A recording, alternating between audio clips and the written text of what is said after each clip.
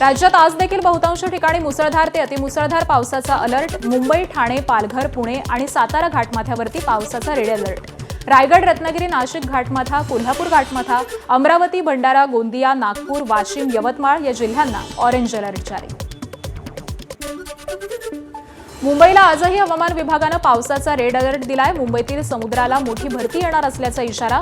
समुद्रात दुपारनंतर 4.19 मीटर उंचीच्या लाटा उसळणार असल्याचाही इशारा आहे. विश्रांतीनंतर मुंबईमध्ये पुन्हा एकदा जोरदार पावसाला सुरुवात. पश्चिम उपनगरातील अंधेरी, जोगेश्वरी, गोरेगाव, मालाड, कांदिवली, बोरिवली, दहिसर, विलेपार्ले, सांताक्रूज आणि वांद्रे या सर्वच ठिकाणी जोरदार पावसाला सुरुवात. मुंबई पुणे जुन्या राष्ट्रीय महामार्गावरती खोपोलीहून मुंबईकडे जाणाऱ्या मार्गावरती पाणी साचलंय. खोपोली गाव ते शिळफाटा दरम्यान मोठ्या प्रमाणावरती पाणी साचल्यानं वाहतूक धीम्या गतीनं. पावसाचा जोर कायम राहिल्यास मुंबई पुणे जुन्या राष्ट्रीय महामार्गावरील वाहतूक ठप्प होण्याची शक्यता आहे. मुंबईच्या विक्रोळीमध्ये काल मुसळधार पाऊस. परिसरामध्ये काल एक झाडही कोसळलंय. झाड कोसळल्यानं 3 रिक्षांचं नुकसान झालंय. वसई विरारमध्ये तुफान पाऊस झाला, त्यामुळे अनेक भागामध्ये पावसाचं पाणी साचलं. कालपासून साचलेलं पाणी अजूनही ओसरलेलं नाही. नालासोपाऱ्यामध्ये अनेक सोसायट्यांमध्ये पाणी शिरलं. स्थानिकांचे मोठे हाल. मुसळधार पावसामुळे Nalasopara, वसंतनगरी, Tulinj, alliance hospital road आणि मधुबन परिसरामध्ये मोठ्या प्रमाणावरती पाणी साचलं होतं. अनेक सोसायट्या आणि दुकानांमध्ये देखील पावसाचं पाणी शिरलं.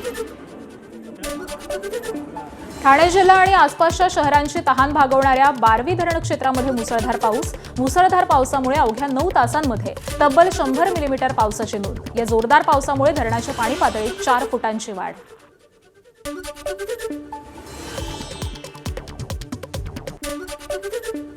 रायगड जिल्ह्यात झालेल्या मुसळधार पावसामुळे अंबा नदीच्या पाणी पातळीत वाढ. सध्या अंबा नदी धोका पातळी ओलांडून वाहतीये, त्यामुळे पाली खोपोली मार्गावरची वाहतूक ठप्प.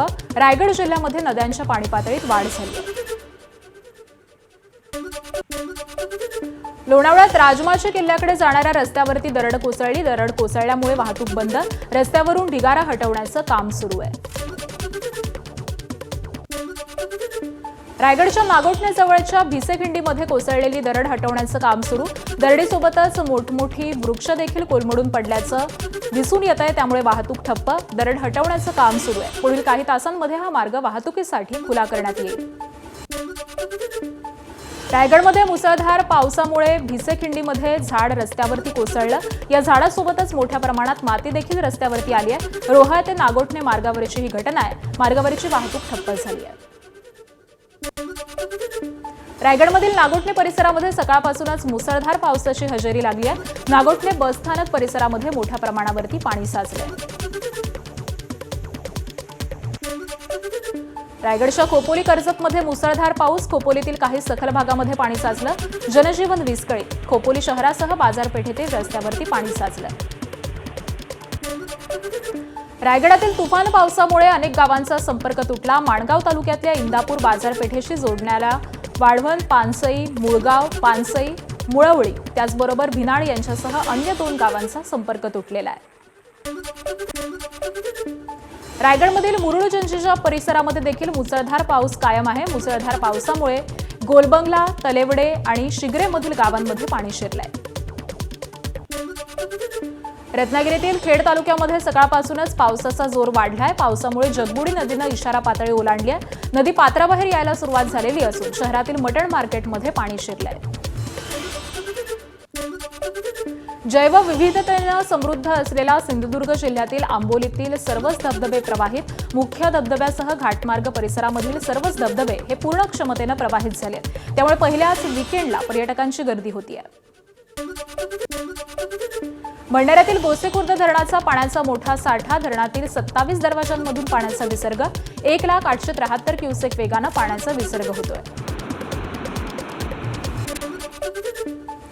उद्धव ठाकरेंनी बोलावली आमदारांची बैठक. मंगळवारी संध्याकाळी 7 वाजता बैठकीचं मातोश्री इथं आयोजन. खासदार फुटीनंतर आमदारांच्या फुटीबाबत सुरू असलेल्या चर्चा आणि पावसाळी अधिवेशनाचा शेवटचा आठवडा असल्यानं उद्धव ठाकरे आमदारांसोबत चर्चा करणार. मराठा आरक्षण प्रश्नी पुन्हा सरकारकडून फसवणूक, आता पुण्यातून आंदोलनाची दिशा ठरणार. प्रसंगी पदवीधर निवडणुकीमध्ये उमेदवार देऊ, सांगलीमधील मराठा क्रांती मोर्चाच्या पदाधिकाऱ्यांची आक्रमक भूमिका.